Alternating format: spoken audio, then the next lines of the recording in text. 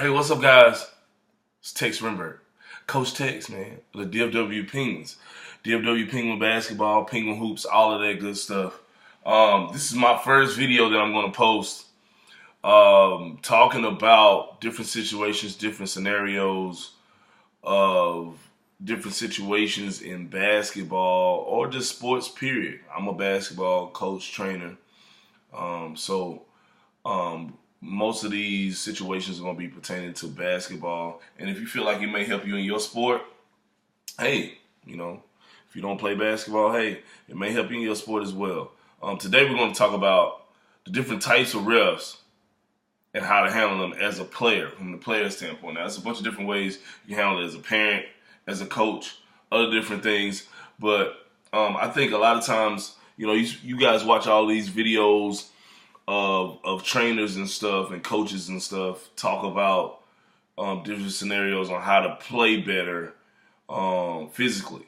But up here, okay, philosophies and the way you think about things are very, very important with basketball. I think that's what separates a good player from a great player, or a great coach from a good or decent or bad coach. Okay, so I'm just going to go, this is going to be random and sporadic. I'm going to go through it as quickly as possible. I got a lot of things to cover, and I'm still going to be missing a lot of things because I'm going to save that for something else in the future. But I'm going to go over a couple of things, and if you guys have any questions, make sure you email me at penguinhoopstv@gmail.com, or visit my Instagram and send me a DM on there at Penguin Hoops. Okay? All right, let's go. First thing, you guys got to understand with referees, man, that all these referees are human. Like, they're regular people. They have stuff going on in their lives. They may be stressed out from their regular job. They could have broken up with their girlfriend or wife or husband or whoever it may be. And they could be going through something. Someone could have died. Anything. So if they're having a bad day or they have a bad attitude or something, it may not just be them. It may be just that one day. Okay? So just recognize and understand that referees are human, which a lot of times as a player, as a coach, or even as a parent or a person on the sidelines, we tend to forget that and think that they're robots. Every ref has a different style, just like every player has a different style. Some players are shooters, some players like to mix it up and got a bunch of handles. Some players are post players. Every ref has a different style, and they look for different things. You have some refs that are more worried about contact on screens or pushing and shoving in the paint.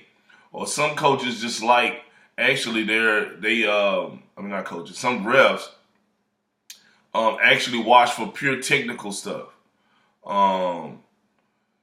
Every ref is different, though. So if you make a certain move and the ref continues to call it a traveling move, when you know in your mind that you've been getting off of this move and never been called traveling for it, maybe this ref has never played at a high level, or maybe this ref has never made moves like that when he played, or has never been around or seen a guy pull off moves like that.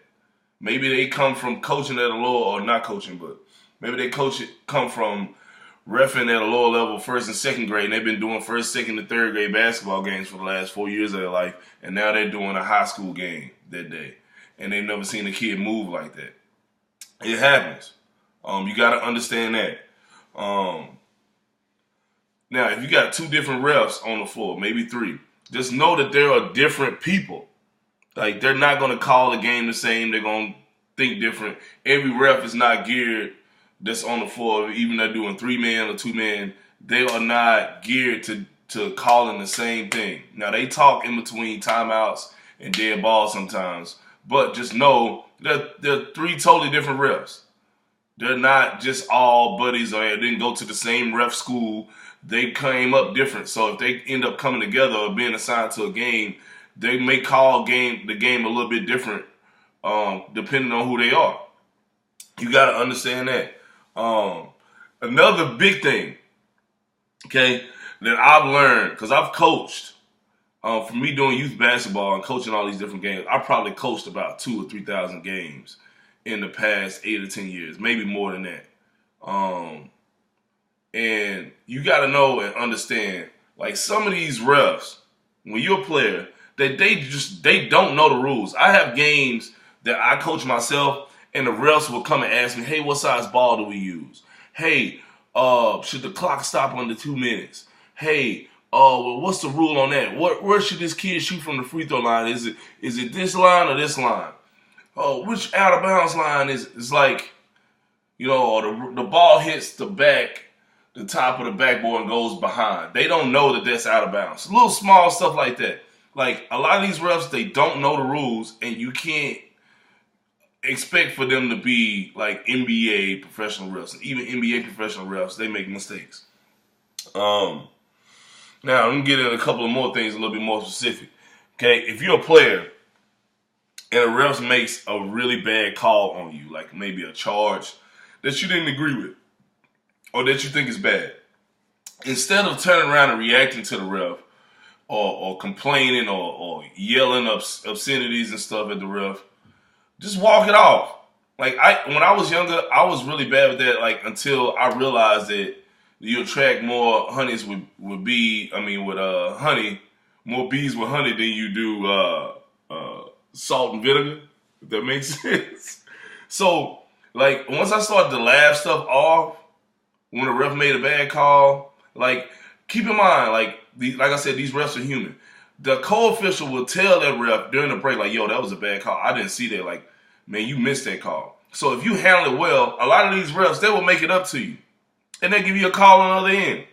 But if you acted like a jerk after the call, he's not going to do it for you. He's not going to want to do that for you. He's not going to want to make it up to you. So the best thing to do in those situations, guys, if you're a player, is right at halftime or in between a quarter or during the timeout, just walk over to the ref like, hey, ref, what did you see? What did I do wrong right there? Because I didn't think I got a charge right there. I thought I just got his shoulder. I didn't get his chest. Oh, and he's going to tell you. And guess what? That ref's going to be like, oh, you know what? That kid actually cares about learning the game. So next time, if it's a ref, you might get the same play. Every 2 plays are different, but you might get the same play the next time down, and it's almost a charge. He's going to give you the block. I guarantee you, unless it's an obvious charge.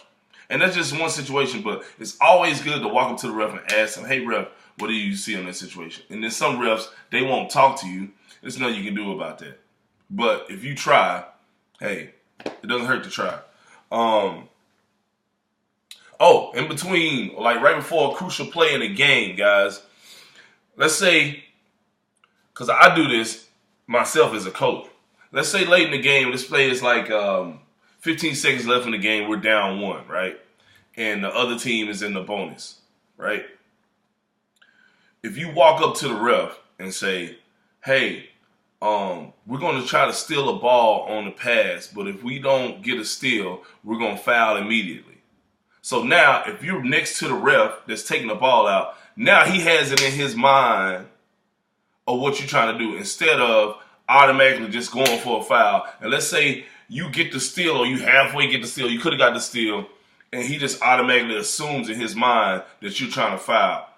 And he fouls and you get the steal, and now they're going to the line, and now the ref wasn't aware, so he just went ahead and called it because he assumed in his mind during this, with the situation of the game that you were trying to foul.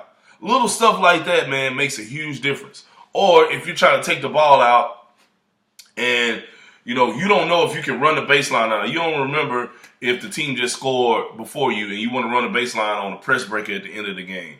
You're like, hey, ref, how far can I run on the baseline? Just ask him to put stuff in his mind to understand what you're trying to do. And sometimes he may tell you, like, hey, you can't run the baseline. And if he doesn't remember, you can say, no, ref, they just scored before the timeout. I can run a baseline. And then he'll figure it out for you to make sure stuff is right rather than him making a bad call and messing up what you guys had going as a team.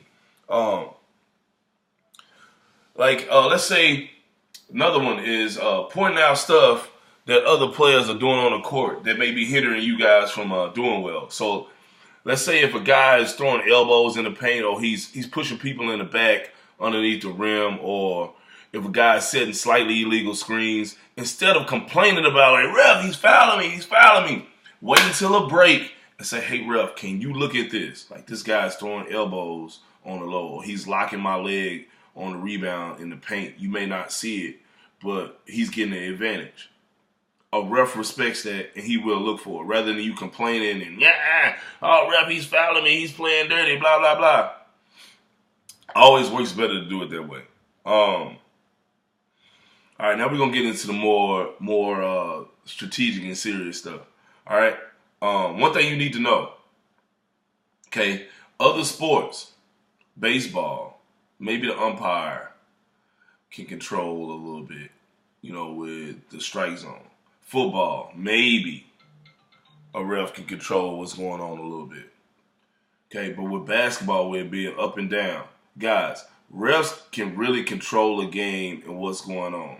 So you have to understand that in basketball, a ref can change the game. If it's a point of emphasis on certain things, hand checking, whatever it may be, they can control the game by making a call and changing stuff and changing the flow of the game so easy. So you guys got to understand that and understand the flow of the game and how a ref is calling it, right?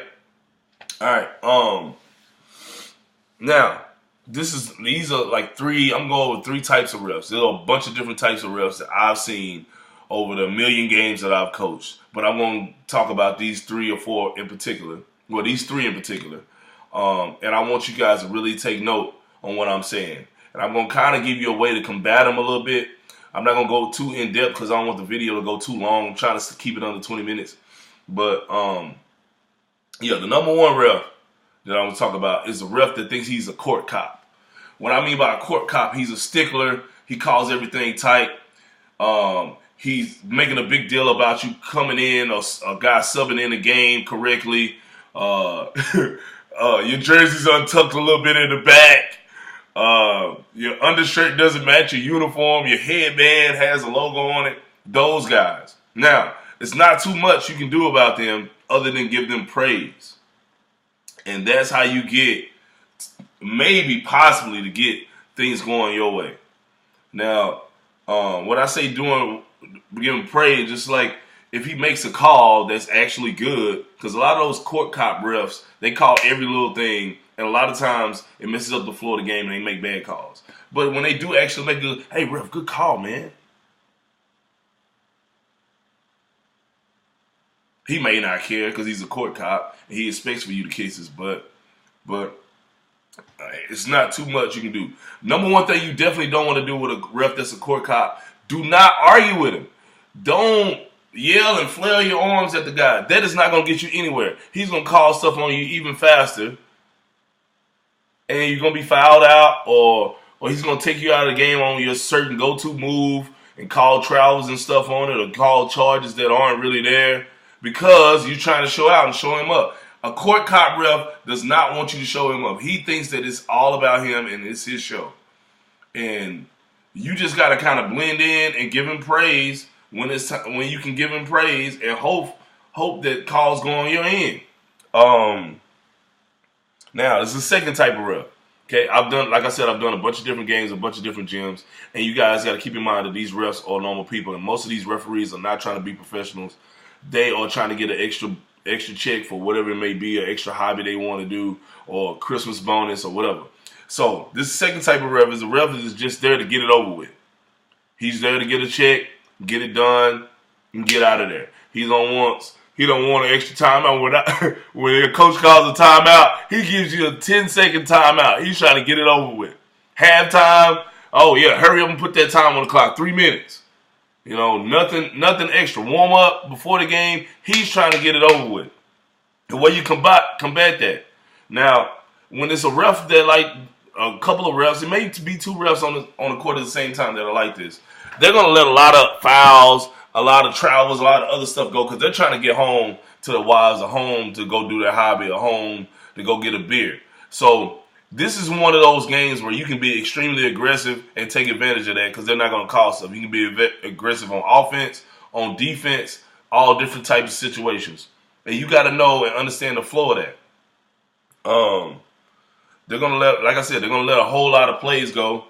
And, you got to understand that real quick. They're going to rush you at the free throw line, all of that. But you still have to be composed and know what's going on in the game as a player and see that after the first 5 or 6 minutes of the pace of the game and how they're calling it. This is in particular which happens in tournaments, because these tournaments, they're long. These refs, a lot of times, they're there all day and they're trying to hurry up and get it over with for the time constraints. Because if I'm a ref and I'm there from 6 to 10, I don't want to be there reffing 4 games and I end up, because of calls and overtimes, things of that nature of games, I don't want to be there till 11:30 at night when I'm really supposed to be there from 6 to 10, if that makes sense. 6 games, 6 o'clock game, 7 o'clock game, 8 o'clock game, 9 o'clock game. So, got to understand that. The third thing, refs, a lot of times, they work for supervisors. And the supervisors send them emails or they have meetings and they say, okay, well, this month or this season, the point of emphasis is this. And we're going to watch and target this. So let's just say hand checking is a big deal. Some refs will be so worried about the point of emphasis to where it totally takes them out of the game. So they call, let's say the point of emphasis is hand checking. If you touch a guy, tap a guy, or you put your two hands is automatic now. But if you touch a guy, instead of just, normally a good ref is not going to call anything unless it gives the other team an advantage. If that makes sense, right? So if I tap you a little bit and I'm not really pushing you, or my hand is just on you, through contact of playing the sport, a good ref is not going to call it. Now, if I put my hand on you and I turn your body, that's a foul. Does that make sense? But a point of emphasis ref, a guy that's worried about that tap, foul. Next tap, foul. Especially a guy that hasn't played. So you got to understand, especially that's really a coach's job to kind of understand that. And come over to the ref like, hey, is hand checking now a point of emphasis for you guys or something? Like, why is it being called so tight on this certain play? But you as a player, you can come over and ask the ref during the break, like, hey, ref, is there a point of emphasis? I got like 2 fouls in 5 minutes on these small hand checks. Is there a point of emphasis on this? So you can kind of know, not only just this game, let's say you get in foul trouble with this one game. Now you know for the rest of the season or the rest of the tournament that this is a point of emphasis for these refs, and they're going to call that tight. Or maybe it's just this one ref. So if you have this ref again on your court, now you know how to handle it. This guy's going to call this certain type of play tight because he's a point of emphasis ref, and he cares about that a whole lot. Now, one bonus. I gave you 3. One bonus type of ref, or one bonus thing is that you guys got to understand that a lot of these refs, they love basketball or they love the sport that they're reffing. Okay? If you're a good player on the court, these refs will be a fan of you playing well. A lot of these refs, they just like they talk about coaches and teams, they know certain players. So if you're a certain player on the team and you kicking butt, or you've been kicking butt all tournament, or you had 2 30-point games, these refs know that, and a lot of times they're a fan of that. And if you're playing well, you got a good head on your shoulders, you're not giving any attitude, and you're just kicking another team's butt, they're going to give you and ones. They're going to give you certain calls. If you might have fouled a guy a little bit on a block shot, he's going to let it go because he's a fan and he sees that, let's say if I'm a scorer, I'm a natural scorer, and I get to the rack easy, right? This is my game, and I'm an elite player at doing that. A ref is going to know the difference between you and another guy that's trying to do the same moves or get to the basket just like you. You're an elite player doing that, blocking shots or whatever. So obviously you're better at doing it. And let's say I'm a shot blocker and I block 8 or 10 shots a game. Like, right? If I'm a ref and I know that you're a shot blocker, you might get a guy a little bit on a nudge, but I'm not going to call a foul on you that I would call on a normal guy that's not a shot blocker. Does that make sense? Because you're skilled in the area. So just know that these refs are fans. If you're a good shot blocker, or you're good at getting steals and getting in the passing lane, or you're good at scoring or hitting threes, sometimes your foot may be on the line. But if you hit 4 of them, the refs, okay, well, he was on the, I'll go ahead and give him that, right? These refs are fans at the end of the day sometimes. And if you're a good player and an elite player at what you do, they will reward you, man. Just like with me as a coach. A lot of these coaches, I have a good reputation and good rapport with these coaches or these refs. And they know that I'm going to make certain strategic calls that are that are characteristics of a good coach. So a lot of times during certain situations, if I, certain situations late in the game, they look for me to call a timeout, or they look for me to run certain plays or certain things, and they know what's going on, and they reward me for that. Does that make sense? Not as far as like reward me as helping me out, but it reward me as they know what I'm doing and they expect for me to do. They expect excellence from me. They expect certain things from me. So sometimes they'll look out, if that makes sense. All right. Well, this video is 20 minutes, man. If you guys have any questions, email me at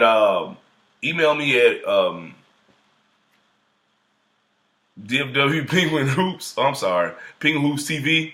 Or you can email me at dfwpenguinbasketball@gmail.com. My Instagram is Penguin Hoops. You can DM me there. Okay. Man, hit the notification bell. I'm going to be starting to put a lot more videos about certain things like this that may help you guys out, because the mental part of basketball is very important. All right. Like, comment, and subscribe, man. I'll see you guys later.